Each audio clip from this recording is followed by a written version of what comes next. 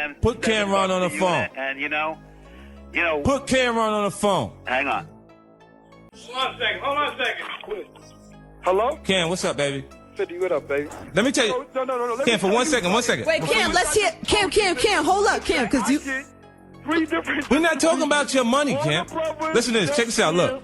If you got, when you was on Def Jam. We gotta let each side say what they're saying. All right, check this out. Cam. I'm listening. Let him rock for a A second. huge portion of your success. How much Lloyd Banks sold?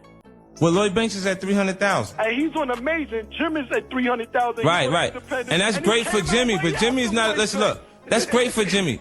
Like every time I talk about balling, you know what, Cam? If you want to do, Lloyd Banks is at 300,000. Jim Jones is at 300,000. Yeah. Jim Jones is on an independent. Lloyd Banks is on Yellow. But Lloyd Banks has more money than Jim Jones, and when you want to talk on that level, see, you get ready to turn it into something else. Check this out. What is you talking about? Then you let Prodigy come over here. Yeah, I let him do a deal over there because he asked to do the deal over there, and I said, you know what? You can go if you want to do that. How much Mobb Deep sold this year? All right, y'all gotta.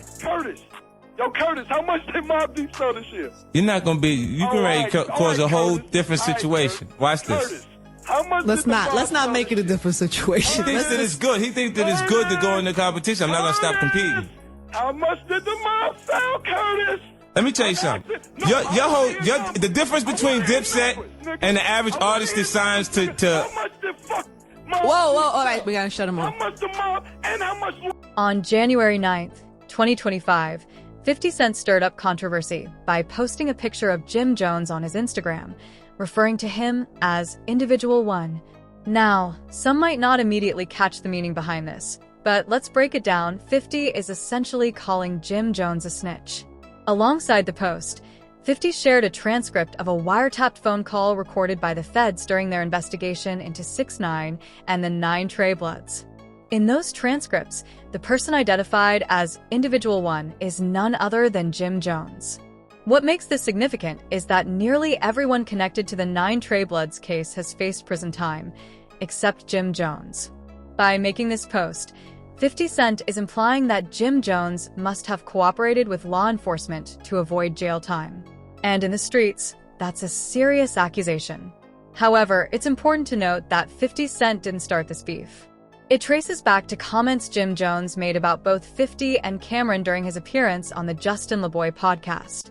Now, with 50 firing back, things are heating up, and this situation isn't looking good for Jimmy. Them niggas ain't got nothing else to think about but Capo. I did a lot for them niggas in their life. You heard? Both of them. Pause though. Get off my. There's only space on there for baby girl, man. Come on, man. Tugging on my shit like that. Yo, you never clear shit up, and we never hear your side of the story. Cam was like, I thought we could pull it together. Next thing I know, I see Jim performing with him. He ain't think nothing. He could pull nothing together. He couldn't do nothing with me. He couldn't tell me nothing, nigga. Like, let's not get this shit twisted. Like, nigga, nobody could tell me nothing, nigga. I was my own boss. I did what I did as a fucking soldier, because I was a soldier, nigga. You heard? I had the soldiers, nigga. They didn't tell me nothing. You heard? I did what I wanted to do. I seen the shit wasn't going right, so I started doing what Jim Jones needed to do for Jim Jones. Because the nigga was supposed to be the Don wasn't taking care of the 50 Cent and Camron are on good terms now, but ever since Jim Jones did that interview, both of them have been going after him hard. There was a time when you couldn't even mention 50 and Camron in the same sentence without talking about their beef. They might be cool in 2025, but back in the day, oh, they were going at each other heavy with diss tracks.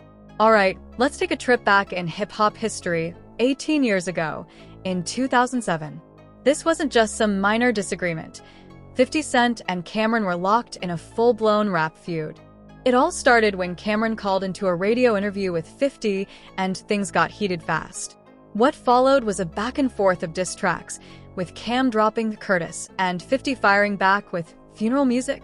Despite the tension back then, time has a way of shifting things, and now, in 2025, they've put the past behind them.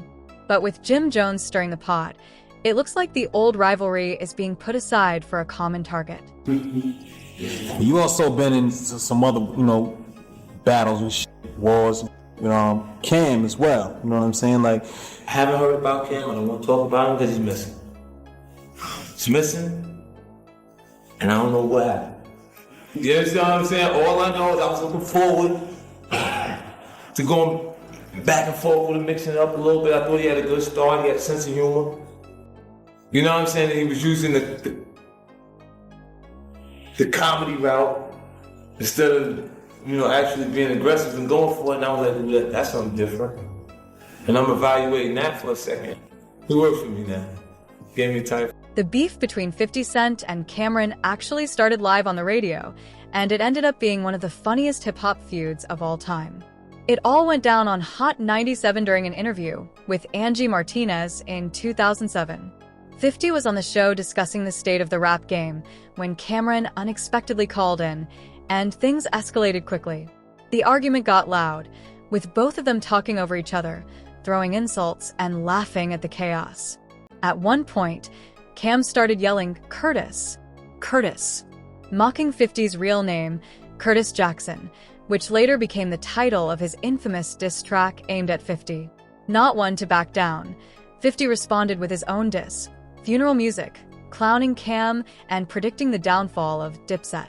What made this beef stand out wasn't just the bars, but the comedic energy behind it. Both rappers took shots at each other in a way that felt more like entertainment than a deep-rooted war. Over time, the feud died down, and in recent years, 50 and Cam have patched things up. But looking back, their radio showdown remains one of the most legendary and hilarious moments in hip-hop beef history. He's in the barbershop right now. Shout out to Everybody the barbershop. Shout out to all. Flex, I know Flex out there. Listen. Shout out to all the barbershops in the city. Yeah, shout out to everybody who text messages too. That sound means somebody's on the phone. Who is it, Mons? Who is it? Camron and Alan Run Black from Koch Records. Camron, let's talk. What's your relationship with Cam? Do you have one? Problems. We good. No problem. Yeah, I ain't had no issues. Won't say? Is he by himself? We gotta work out this phone situation because there's gonna be a lot of calls today. Yeah, Jimmy with him. Your relationship with Dipset is good? Yeah. Actually, can you guys hear me? Who is that? Is it Alan Grumblat? I'm the general manager of Koch Records. yeah. Hi, Alan. Hey, how What's you up, doing? Alan? Hey, Angie, thanks for all your support and everything. You What know? about me, Alan? What's that? What about me? Hi. How you doing? Doing good. You want to talk? You want to be on the air? That's like an artist? Hey, yeah, you know what? Just because I've been just hearing a lot of negativity, and Koch Records, we distribute Diplomat Records, and Yeah, well, diplomats are cool, but put Cam on the phone. Diplomat Records, and we pay them. Put Camron on the phone. And Put Camron on the phone. Hang on. Hold on a second. Hello? Cam, what's up, baby? 50, what up, baby? Hey, You shut down Diplomat Project? I'm not talking about diplomats. If you got, listen, let me tell you something. Look, if you got, now check this out. Look, initially, a portion of your success. How much Lloyd Banks sold? Well, Lloyd Banks is at 300,000. And he's on the major, and Jim is at 300,000. Right. And that's great for Jimmy. 50 Cent was on Hot 97 with Angie Martinez, discussing the state of the music industry when the conversation turned to Coke Records, now known as E1 Music. At the time, Coke was known for signing independent artists and giving them a bigger cut of their sales, but 50 dismissed it as the graveyard for rappers who had fallen off. Camron, who was working with Coke Records through Dipset, didn't like what 50 had to say. So, instead of letting it slide, he called into the show live. That's when things got wild. The two started going back and forth, cutting each other off, talking over one another, and throwing shots. Cam was clowning 50, repeatedly yelling, "Curtis, Curtis," to mock him, while 50 laughed it off and kept calling Coke a place where artists go when their careers are over. This radio exchange lit the fuse for their beef, leading to diss tracks like Cam's, Curtis, and 50's Funeral Music. The feud didn't get too personal, but it was one of the most entertaining rap beefs, full of humor and classic moments. Fast forward to 2025, and 50 and Camron are on good terms, but with Jim Jones in the mix now, they're both taking shots at him instead. Talking about diplomats, is it? Cam, did you really want that? No, that's what I was asking. Can you do it? That's what I'm asking. What I'm saying to you is, listen, let me explain something to you. No, I'm saying I'm to you, I got listening, brother. projects over there. I got I just signed off. I just signed off. You just did Prodigy deal over Right. there, I just let him do that deal, homeboy. Exactly. So why would you let him do a deal at Koch, a place that you think is the graveyard? It is the graveyard. So why would you let your man? The only one, you know what it is? Why would you let your buddy that you mess with? Because he asked for it. Like, I don't hold people against their will.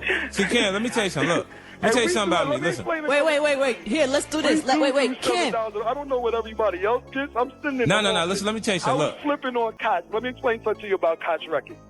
They made 600. They signed They sold their company for $80 million to a company called Row Entertainment. I know exactly what you're talking about. Go ahead. I'm letting the world know. They just sold portions of it in Canada. They sold the company for $80 million. Last year, Row Entertainment made $600 million, according to the Canadian Wall Street Journal. Koch put a deal on the table for me for $7 million. I say, what are you talking about? That's not 1% of $600 million.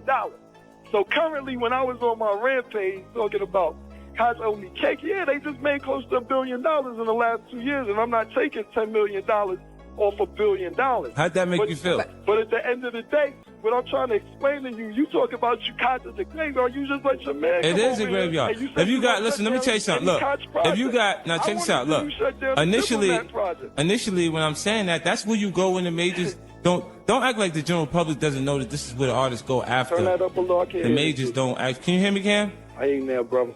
Okay. Like, we clear that everybody is visible that this is where artists go after the majors won't invest in them anymore. All right, let me explain something to you. I got 3 different distributions. I got Def Jam, which is a major. When I got Warner Brothers, which is a major. Yeah, and the reason why, look, let me tell you. No. Cam, for one second. Wait, Cam, let's hear. Cam, hold up, Cam, because you. 3 different. We're not talking about your money, Cam. Listen to this. Check this out. Look. If you got, when you was on Def Jam. We gotta let each side say. All right, check this out, Cam. I'm listening. Let him rock for a second. A huge portion of your success. How much Lloyd Banks sold? Well, Lloyd Banks is at 300,000. Hey, he's on Amazing. Jim is at 300,000. Right. And that's great for Jimmy, but Jimmy's not. Listen, look. That's great for Jimmy. Like, every time I talk about balling, you know what, Cam? If you want to do... Lloyd Banks is at 300,000. Jim Jones is at 300,000. Yeah. Jim Jones is on an independent. Lloyd Banks is on Yellow. But Lloyd Banks has more money than Jim Jones. And when you want to talk on that level. See, you get ready to turn it into something else. Check this out. What is you talking about? Then you let Prodigy come over here. I let him do a deal over there. Because he asked to do the deal over there. And I said, you know what? You can go if you want to do that. How much Mobb Deep sold this year? All right, y'all gotta... Curtis, how much did Mobb Deep sell this year? You're not going to be... You can ready to cause a whole different situation. Watch this. How much let's not make it a different situation. He thinks that it's good. He thinks that it's good to go in the competition. I'm not going to stop competing. How much did the mob sell, Curtis? Let me tell you something. The difference between Dipset and the average artist that signs to How much did fucking Mob Whoa, all right, we gotta shut him off. How much the mob and how much Lloyd Banks sold? Monse. Doing the same numbers you do. Monse, we gotta cut it, honey. The difference Cam, between... I'm sorry, baby. And I want to be fair to everybody, but... Now listen, the difference between... 50 Cent clearly wasn't happy with how that phone call went down. Camron was loud, constantly yelling over him, and more focused on clowning 50 rather than having a real conversation. 50 felt disrespected, and if there's one thing we know about him, he wasn't about to let that slide. During the interview, 50 was talking about Coke Records, the distribution company Camron was working with at the time. He dismissed it as a graveyard for rappers, basically saying it was where artists ended up when major labels no longer saw them as profitable. According to 50, Coke was the B-League, a retirement home for rappers who had lost their mainstream appeal. Camron wasn't having it. He argued that Coke was actually a great company for independent artists because it offered better deals than major labels, allowing them to keep a bigger percentage of their earnings. But despite Cam's defense, the tension between him and 50 was undeniable. Before this interview, 50 and Cam were on decent terms, but after this heated exchange, their relationship soured. 50 wasted no time taking it to wax, dropping the first diss track of the beef, Funeral Music. And make no mistake, 50 wasn't playing around. He took direct shots at Camron and the Dipset movement, making it clear that their fallout was officially war. 50 Cent went all in on Funeral Music. He wasn't holding back at all. The song doesn't get the respect it truly deserves, but real hip-hop heads know it's one of the most underrated diss tracks out there, with massive replay value. 50 straight up murdered Camron on this track, and to make things even more disrespectful, he dropped a music video for it. But that wasn't enough. 50 took things to another level with a move straight out of a cartel playbook. After releasing Funeral Music, 50 sent 2 of his big bodyguards, dressed in suits, to Camron's office to make a special delivery. What did they bring? 2 black roses and a little coffin. Now let's break that down. Black roses symbolize death. A coffin represents the end of something, Cam's career in 50's eyes. The name of the diss track? Funeral Music. And to top it off, 50 even had a hearse in the music video, with the back of the car supposedly representing the death of Camron's career. It was next-level disrespect, like sending a direct message that the war had begun. But let's be real, Camron wasn't one to back down. He could really spit, and he wasn't about to let 50 bury him without a fight. For those who don't know, Cam gets busy on the mic. He responded with his own diss track, Curtis, mocking 50's real name and trying to flip the disrespect right back on him. This beef was one for the books, full of strategy, lyricism, and mind games. And while it eventually cooled down, Funeral Music remains a cold-blooded reminder of how lethal 50 Cent could be when he decided to go to war. The truck of the Lambie can be stuffed in some candy. This ain't a label, Curtis. I'm freaking with family. See my squad done waited right behind them bars that's gated. Hopped out the casket, bastard, reincarnated. Yep, so have a seat. This gonna be a masterpiece. I have to beef. He look like a gorilla with rabbit teeth.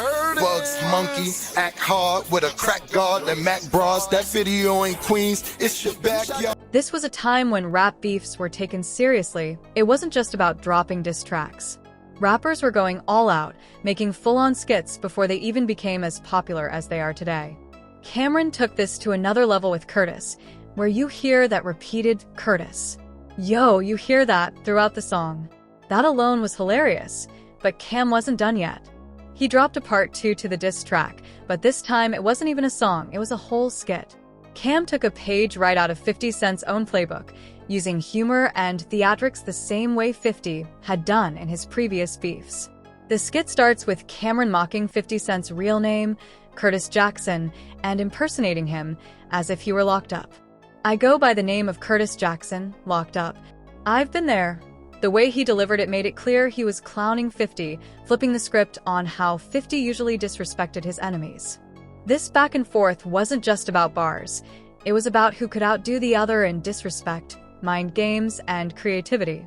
Cam knew that 50's biggest weapon wasn't just his music, it was his ability to entertain while beefing. So instead of just responding with bars, Cam turned it into a show, making it one of the most unique rap feuds of its time. Despite the beef, both rappers proved why they were some of the smartest and most entertaining figures in hip-hop. And even though they're cool now, their battle remains one of the funniest and most strategic feuds in rap history. Camron really leaned into the comedic angle for this beef, and it was a smart move. In Curtis Part 2, he painted 50 Cent as a full-blown snitch, taking direct inspiration from real-life informants like Salvatore, Sammy the Bulb Gravano, and Leroy Nicky Barnes, both notorious for turning on their associates to get reduced sentences. The skit's premise was wild. Cam portrayed 50 as a police academy graduate who is now doing the locking up instead of being locked up himself. He even had 50 narrating his transformation, saying he was following in the footsteps of Sammy the Bull and that his favorite snitch of all time was Nicky Barnes, a direct jab at 50's street credibility. To make it even more disrespectful, Cam referenced how Barnes, after realizing his only way out of prison was through a presidential pardon, became a government witness. He testified in front of the President's Commission on Organized Crime, wearing a hood and exposing drug operations in New York, even snitching on fellow inmates. Cam took that story and flipped it on 50, portraying him as someone who would do the same thing just to save himself. The visuals were hilarious. Cam had 50 in court, snitching on all his people, completely flipping the street narrative 50 had always pushed. The best part? The way Cam exaggerated 50's mannerisms, turning him into a caricature of an informant, making it impossible not to laugh at the absurdity of it all. This was genius-level trolling, and whether you were riding with 50 or Cam, you had to respect how strategic and entertaining this feud was. It wasn't just about bars, it was about outsmarting and outshining your opponent in every possible way. Go by the name of Curtis Jackson. Locked up? I've been there. I went to the police academy. Now, I'm doing the locking up. I'm following the footsteps of Sammy Guevara, a.k.a. Sammy the Bull. And my favorite of them all? Leroy Niggy Mars. It became apparent that freedom was mostly on his mind. And since Barnes knew he could only be released through a presidential pardon, he understood that the government wanted more from him. So he testified before the President's Commission on Organized Crime, wearing a hood, telling the commission about drug operations in New York. And Barnes began to snitch on his fellow inmates as well. Yeah! Ha ha! That's my... It was difficult to see how 50 was going to come back from this. After dropping his diss track and the video, Camron shocked everyone by suddenly disappearing. No new music, no interviews, no responses, he just vanished. At first, people thought he was just taking his time, but as the silence stretched on, it became clear that Cam was no longer punching back. This led to a whole new conversation in hip-hop. Does anyone who beefs with 50 Cent eventually disappear? 50 had a history of outlasting his opponents. Ja Rule, Fat Joe, Rick Ross. Every beef he engaged in, he made sure his presence remained dominant while his rivals seemed to lose momentum. Now, with Cam going quiet, the same pattern was repeating. Fans started speculating. Did 50 end Camron? Did the pressure of the beef make him take a step back? Or was something else going on behind the scenes? Whatever the case, Cam's sudden exit only added to 50's reputation as someone who didn't just battle his opponents, he outmaneuvered them to the point where they faded from the spotlight. Yeah! This show is not about snitching. It's about cooperating. So now, I welcome you, Curtis. Yeah, nigga. Welcome. My show. My rules. I'll lock your punk ass up, man. Brought to you by Decon Rat Traps. For rats as big as Curtis, use Decon Rat Traps.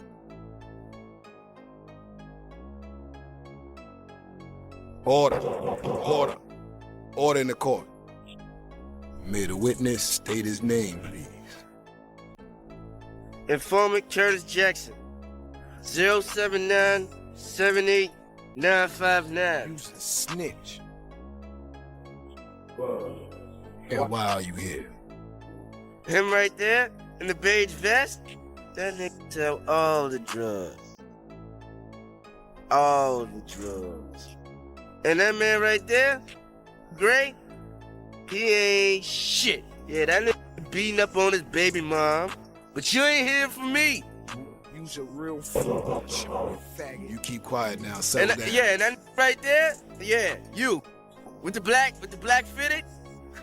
Yeah, that nigga got me about 2 years ago. Shot yourself, Curtis. Stop. I know he did it. I saw you. And that dude right there, all I gotta say about him is murder. All y'all niggas going down, man. I'm telling on all y'all. G, you next. I'm telling on you. I'm telling on you. I'm telling on you. I'm especially telling on you. G, you next. Hey, you. Filthy rich. Yeah, man. I ain't no motherfucking snitch. Working things out, nigga. I'm trying to benefit from you, motherfuckers. Yeah. G, net. Here we go now.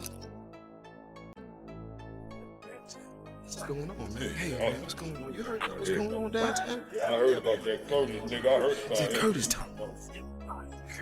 telling on everybody. Everybody? Really? For real? No little leg Larry? Little Larry told on little leg Larry just went down there to see the court. And he right now, little leg Larry locked up. He locked up. He locked up. No, no, Larry ain't locked up. We trying to call his mama right now to get him some bail. Now she at the fish market. My mama house. You don't get me. No, how we do. Shit. I get down this son different. Nigga Curtis is a snitch. He's snitching. Curtis is a snitch. That nigga snitching. Curtis. Just snitch. You keep on listening. Curtis is a snitch. He telling. Curtis. Come on, Curtis. Stop talking about Curtis is a snitch. He telling. Who you talking about? Chris talking about that Curtis. Hallelujah, swear to God, man. Curtis is telling. Who you telling about? He's telling them. Goddamn, Curtis, stop the shit, won't you, man? You just being courtesy. Show some courtesy, Curtis. Won't you stop snitch on mothers, grandmothers, fathers, brothers, sisters, aunts, uncles, and the in-laws? God damn it, man. Shit is crazy, girl. You just being courtesy.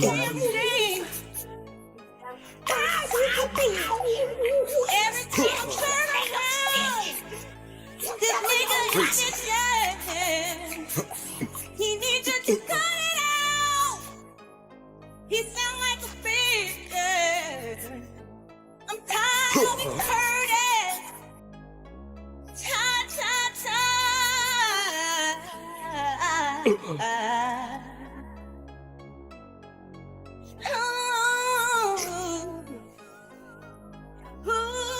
Crazy. Curtis, show a little courtesy. 50 later revealed in an interview that it was actually Camron who gave him the idea for the album title Curtis. Cam had been using Curtis as an insult, mocking 50 by calling him by his real name, and instead of getting offended, 50 flipped it into a marketing move. Naming his album Curtis was a classic example of 50's strategic mindset. He turned what was supposed to be a diss into free promotion for his music. Cam knew he had to respond, and when people started questioning his silence, he finally resurfaced with a video. In it, he explained that he had been in Florida and didn't respond because he was on probation. He dismissed the idea that 50 had ended him, making it clear that his absence had nothing to do with the beef. But by the time Cam reappeared, the momentum had shifted. 50 had already moved on, promoting his album and keeping himself in the headlines. While the beef was one of the most entertaining in hip-hop history, it ultimately worked in 50's favor. He turned the narrative around, stayed relevant, and walked away from the battle with a successful album rollout, all while Cam had to explain his disappearance to fans. On the list, nigga. Be a missing person, like Camron, like John, like Joe. Camron told everyone he'd be back for the summer, but when summer came and went, he was still nowhere to be found. Meanwhile, 50 Cent was still making moves, and on September 13th, 2017, he pulled off something nobody saw coming. That night, 50 was performing at the Hammerstein Ballroom in New York City, and in true 50 fashion, he turned it into a moment that shook hip-hop. He brought out two major Dipset members, Juelz Santana and Jim Jones, and had them performing at his show. This was wild considering the history between 50 and Dipset. Camron had been the face of the beef against 50, but now, two of his closest crew members were rocking with his rival on stage. It sent a clear message. The unity within Dipset wasn't what it used to be, and 50 had once again outplayed his opponent. That night wasn't just about a performance, it was about power moves, and 50 made sure everyone knew he was still in control of the narrative. Camron's absence, Dipset's division, and 50's ability to bring people to his side made it look like he had won the war without even needing to throw another punch. You also been in some other, battles and shit, wars and shit. Cam as well, you know what I'm saying? Like, I haven't heard about Cam. I don't want to talk about him because he's missing. He's missing, and I don't know what happened. You understand what I'm saying? All I know is I was looking forward to going back and forth with him, mixing it up a little bit. I thought he had a good start. He had a sense of humor. You know what I'm saying? He was using the comedy route instead of, actually being aggressive and going for it. And I was like, dude, that's something different. And I'm evaluating that for a second. He works for me now. Gave me a title for my new album. He's in the creative department. Why do you think that, Y'all don't understand how crazy that was.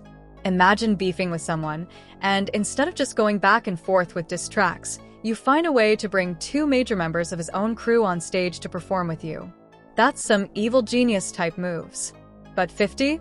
Oh, he definitely knows the art of war. He plays the long game, always looking for ways to divide and conquer.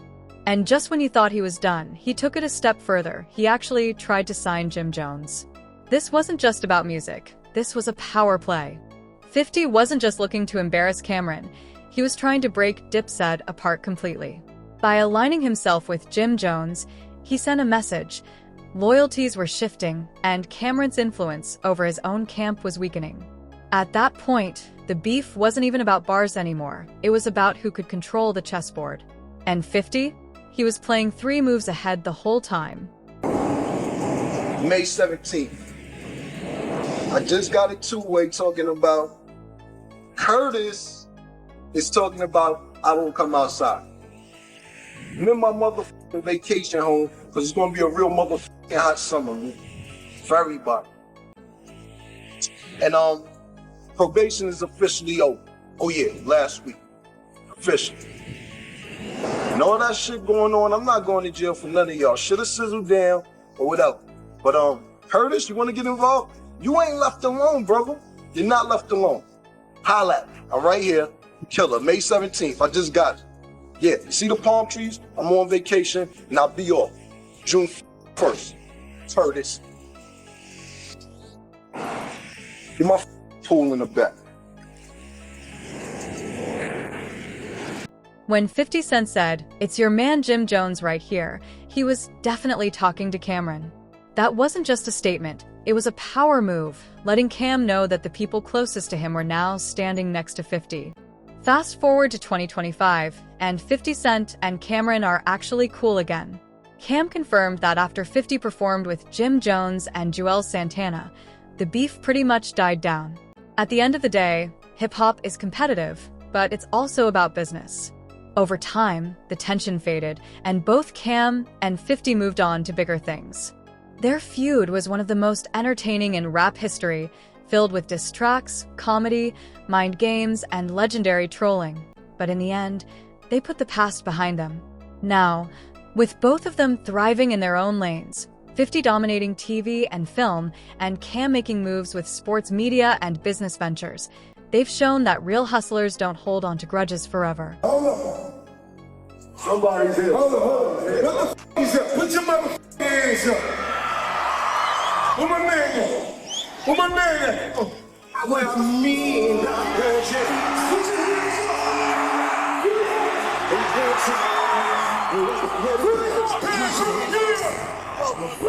What? Yo, man.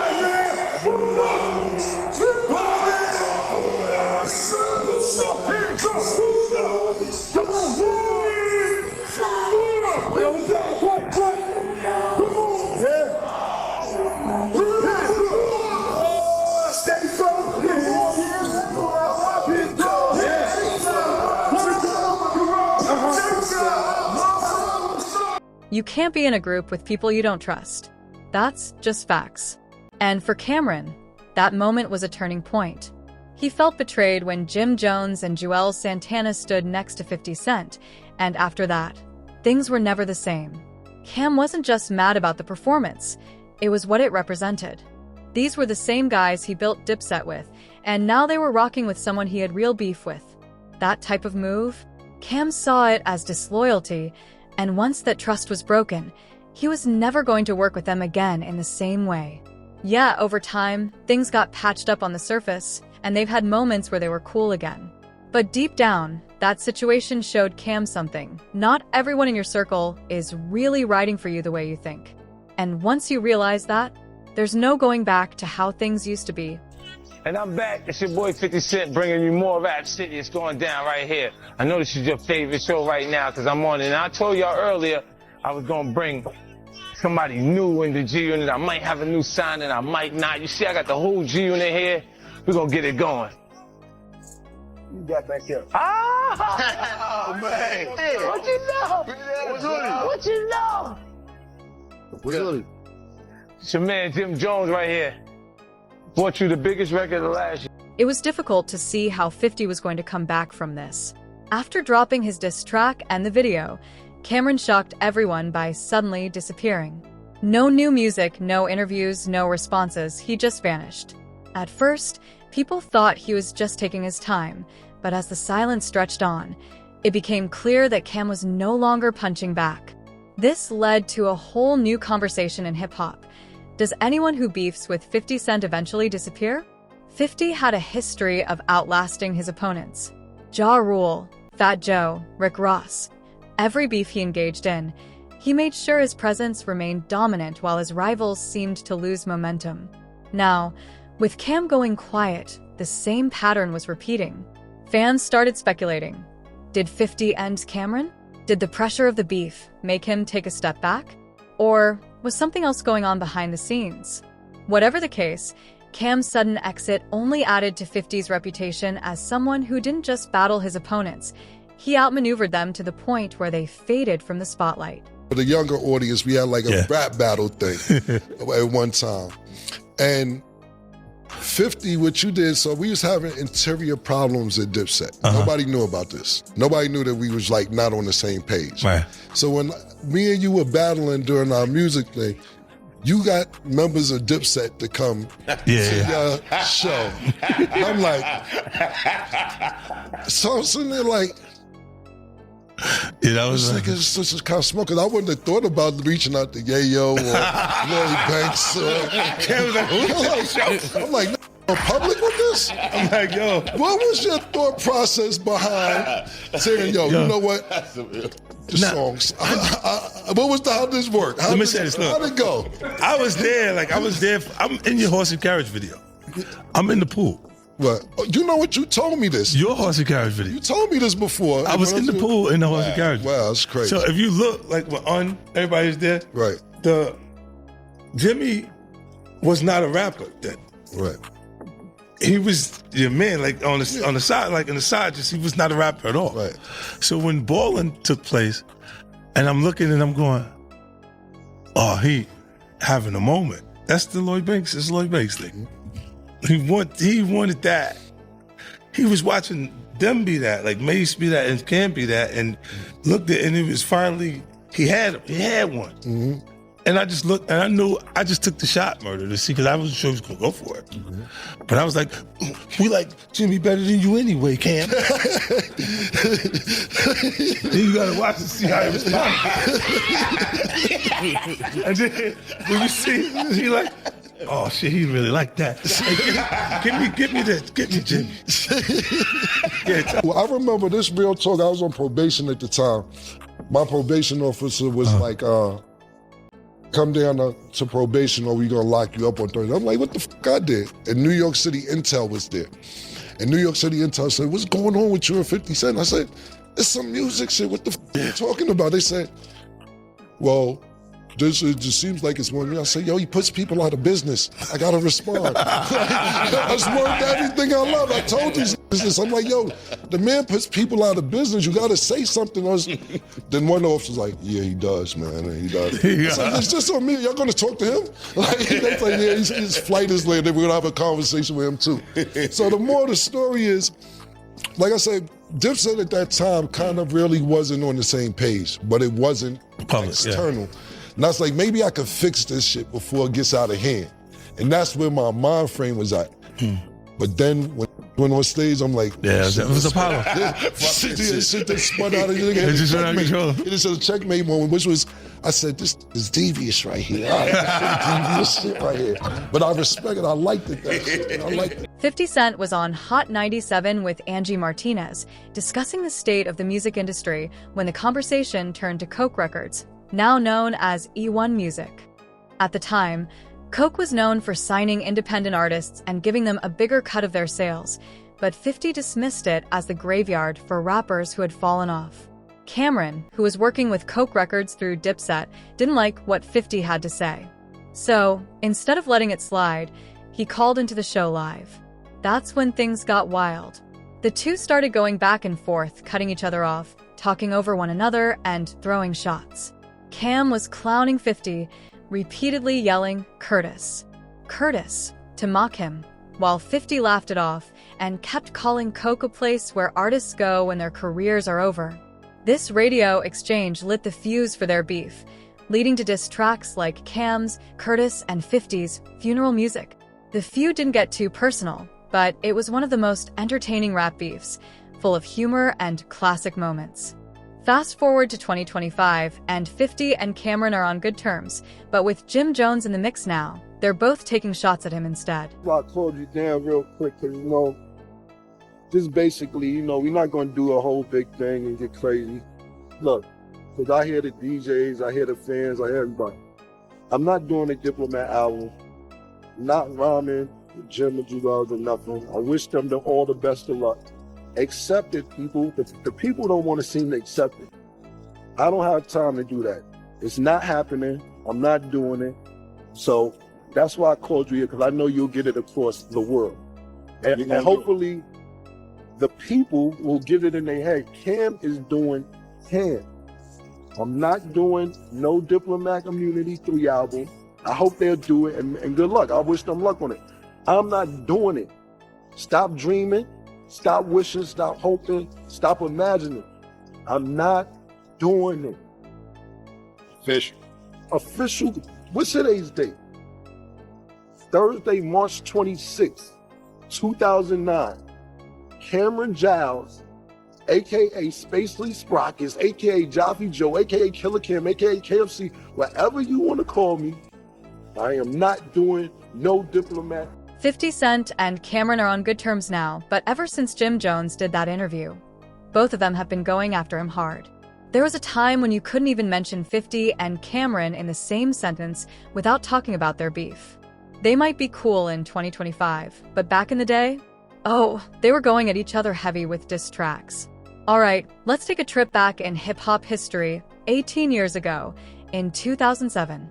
This wasn't just some minor disagreement. 50 Cent and Camron were locked in a full-blown rap feud. It all started when Camron called into a radio interview with 50 and things got heated fast.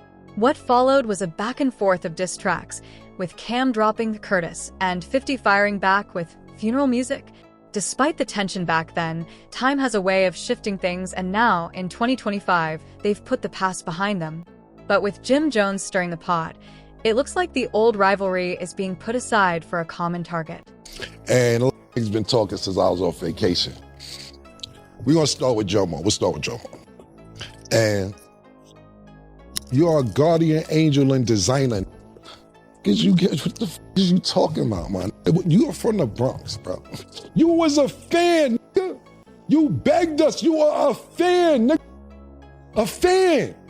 We didn't grow up with you. I am from 140th and Lenox. I am from NFL. Up the block was 40 Wolves. Lou Simpsons on 142nd Cross Square. D. Ferg on number 8th Avenue. Fast forward to 2025, and 50 Cent and Camron are cool. They pretty much squashed the beef and are on good terms now. That's why 50 was able to appear on Cam's podcast and do that interview. It's all love between them now. But Jim Jones? He's on the other side now. After what Jim said in that Justin LeBoy interview, he took things even further by dropping a freestyle dissing both Cam and 50 Cent.